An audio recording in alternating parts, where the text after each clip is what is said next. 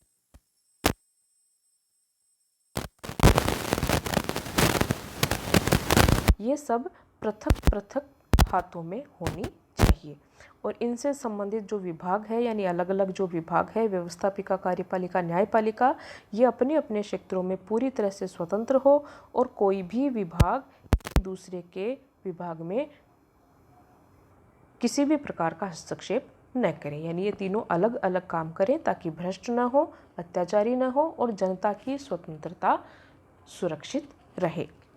सिद्धांत की पृष्ठभूमि की हम बात करें तो प्राचीन समय से ही इसके कहीं न कहीं अवशेष हमें दिखाई दे जाते हैं। जैसे कि अरस्तु, जो राजनीति शास्त्र का जनक कहा जाता है, उसने भी शासन के 3 विभाग बांटे थे, असेंबली, मजिस्ट्रेसी और जुडिशियरी। यानी 3 विभाग अरस्तु के समय में भी हमको नज़र आते हैं, जिनसे आधुनिक व्यवस्था का शासन और न्याय विभाग का पता चलता है। आधुनिक व्यवस्था, शासन और न्याय, ये तीनों व्यवस्थाएं अरस्तु के समय में जो अरस्तु ने बांटे थे विभाग, उनसे हम पता लगा सकते हैं। इसी तरह से 16वीं सदी का जो विचारक है जीन बोदा, उन्होंने स्पष्ट कहा है कि राजा को कानून निर्माता और न्यायाधीश दोनों रूपों में एक साथ काम नहीं करना चाहिए। तो इसमें भी हम शक्ति पृथक्करण के सिद्धांत का दर्शन कर सकते हैं। इसी प्रकार से लॉक, जो व्यक्तिवादी विचारक है, उन्होंने भी इसी प्रकार के विचार प्रकट किए हैं। लेकिन जो सर्व प्रमुख विचारक है शक्ति पृथक्करण के सिद्धांत का प्रतिपादक है, जिन्होंने व्यवस्थित और वैज्ञानिक रूप से इस सिद्धांत का प्रतिपादन किया, वो है फ्रांसीसी विचारक मोंटेस्क्यू। मोंटेस्क्यू जब फ्रांस में जिस समय था, वो उस समय फ्रांस में लुई 14वें का शासन था, जो बिल्कुल निरंकुश शासक था, जो ये कहा करता था कि मैं ही राज्य हूँ, आई एम द स्टेट, यानी मैं ही राज्य हूँ, मैं ही कानून हूँ, मैं ही न्यायाधीश हूँ, सब कुछ मुझ में ही निहित है और राजा की इच्छा ही कानून है। मोंटेस्क्यू को ये बात बहुत अखरती थी। ये जो निरंकुश राजा की बात जो थी, निरंकुश राजा का शासन था जिसमें जनता के कोई अधिकार नहीं थे, ये बात बहुत अखरती थी।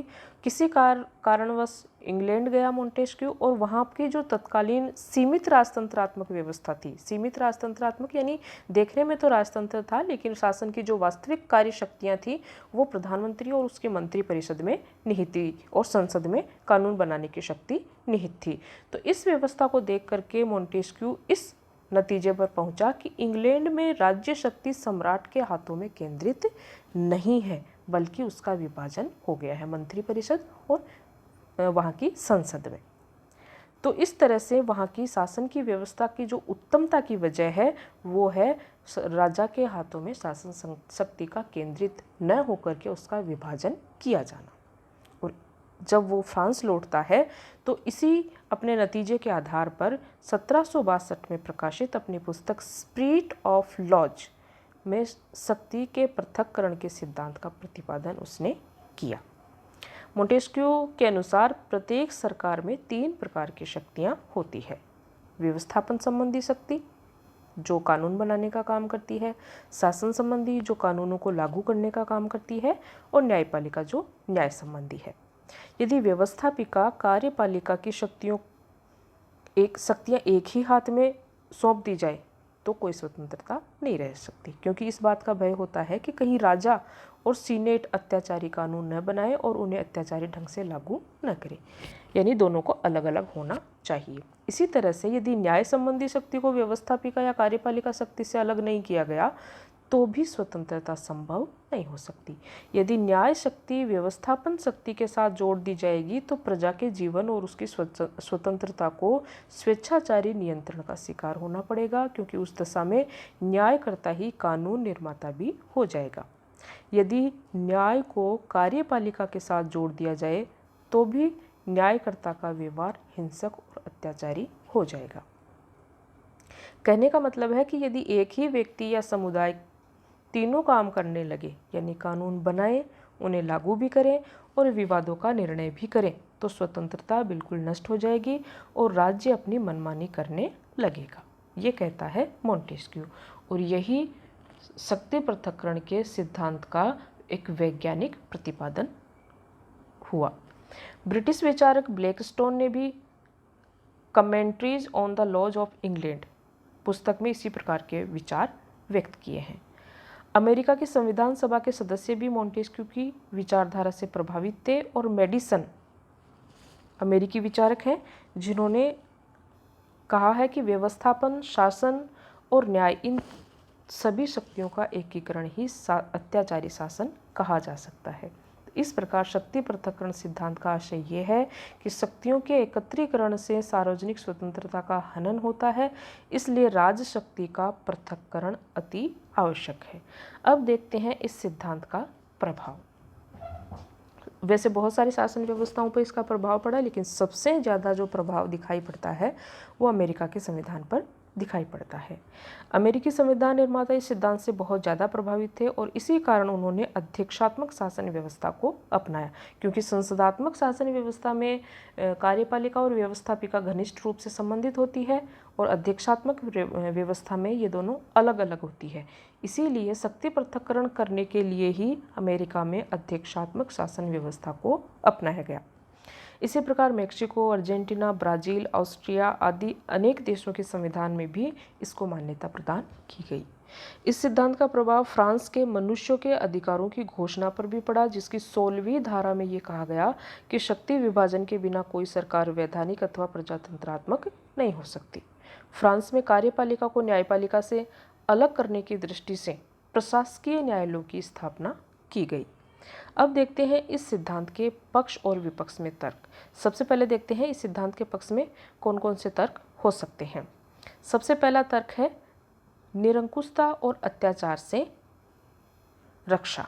विधानमंडल और कार्यपालिका की शक्तियों का विभाजन इसलिए आवश्यक है कि उनके एक ही व्यक्ति के हाथ में आ जाने का परिणाम होगा मनमाने कानूनों का निर्माण और मनमाने तरीके से उनका क्रियान्वयन। न्यायपालिका और विधानमंडल की शक्तियों का पृथक्करण इसलिए भी आवश्यक है कि मनमाने कानून न बनाए जाए और उनकी मनमानी व्यवस्थाएं न की जाए। कार्यपालिका और न्यायपालिका की शक्तियों को मिला देने से भी न्याय व्यवस्था पूरी तरह से समाप्त हो सकती है।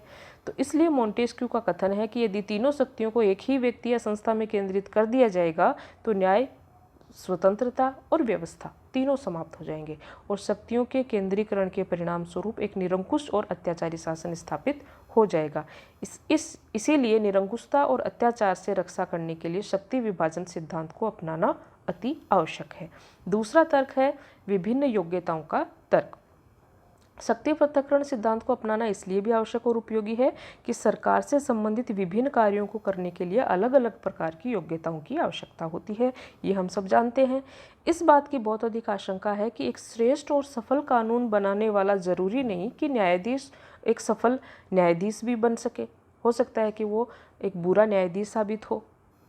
इसी तरह से कानून निर्माता के लिए व्यापक दृष्टिकोण और दूरदर्शिता की आवश्यकता होती है, तो प्रशासनिक कार्य के लिए सहज विवेक, तुरंत बुद्धि, कार्यकुशलता, दृढ़ता, निर्भयता की आवश्यकता होती है। उचित न्याय व्यवस्था के लिए निष्पक्ष, स्थिर चित्त वाला व्यक्ति, सत्य असत्य में भेद करने की दृष्टि से संपन्न व्यक्ति होना चाहिए। जब अलग अलग कार्यों को उचित रूप से संपन्न करने के लिए अलग अलग प्रकार की योग्यताओं की आवश्यकता होती है, तो स्वाभाविक रूप से इन कार्यों को उचित रूप से संपन्न करने के लिए एक दूसरे से पृथक रूप में अलग अलग विभागों की व्यवस्था होनी चाहिए। तीसरा तर्क है इसमें कि कार्य विभाजन से उत्पन्न लाभ इस व्यवस्था से हमें मिलेगा। वर्तमान समय में हम जानते हैं कि सरकार के कार्य बहुत अधिक बढ़ गए हैं लोक कल्याणकारी राज्य की अवधारणा आने के बाद में, और किसी एक ही सत्ता से इस बात की हम आशा नहीं कर सकते कि वह इन सभी कामों को सफलतापूर्वक संपन्न कर सकेगी। ऐसी स्थिति में सरकार के 3 अलग अलग विभाग हों और सरकार के तीनों अंगों में कार्यों और शक्तियों का विभाजन कर दिया जाए, तो सरकार का समस्त कार्य श्रेष्ठ रूप से और सुचारू रूप से संपन्न हो सकता है।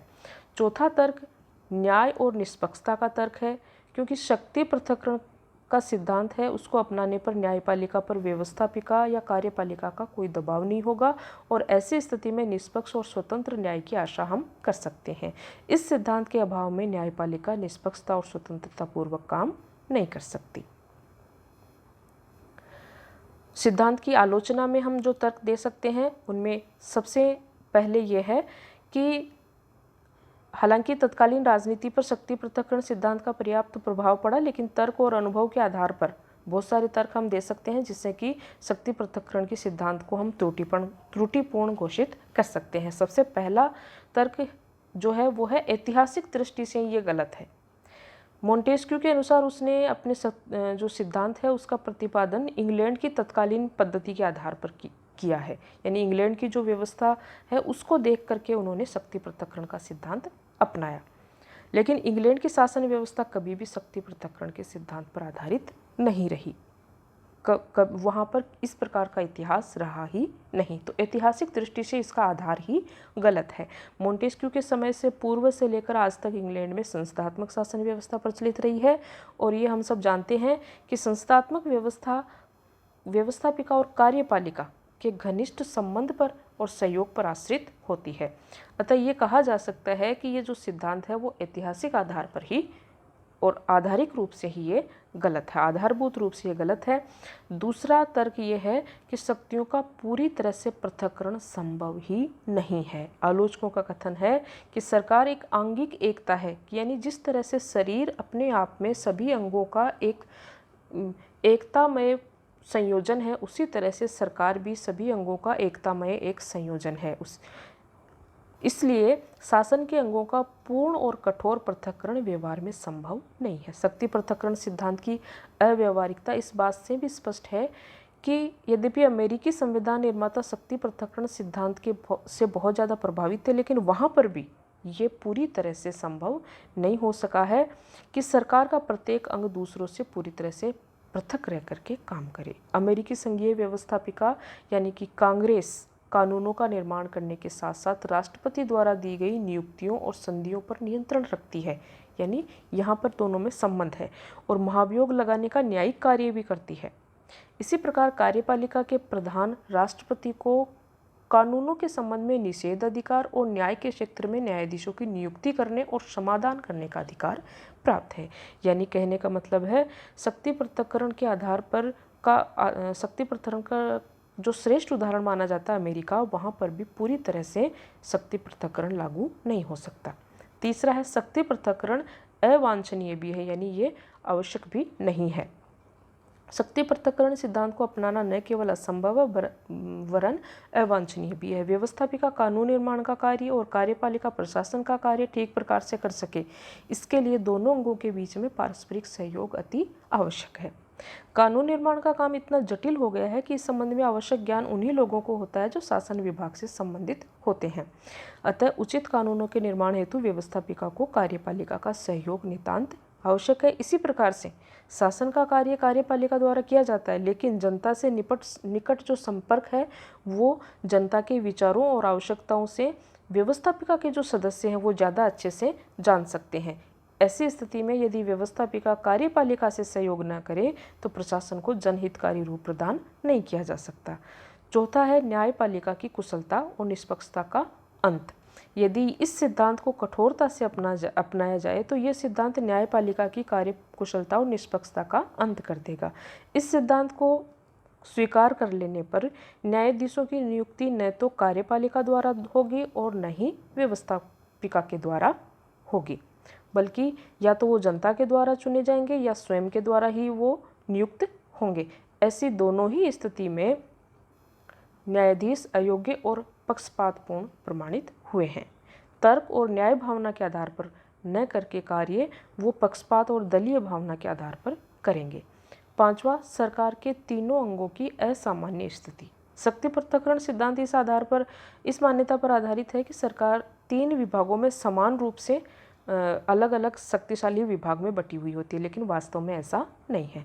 सरकार के 3 अंग होते अवश्य हैं, लेकिन तीनों में से व्यवस्थापिका ज़्यादा महत्वपूर्ण स्थान रखती है। यानी यही वो विभाग है जो कानूनों का निर्माण करता है और इसी के बनाए हुए कानूनों के आधार पर कार्यपालिका काम करती है और न्यायपालिका न्याय करती है। इसलिए सबसे महत्वपूर्ण विभाग है व्यवस्थापिका।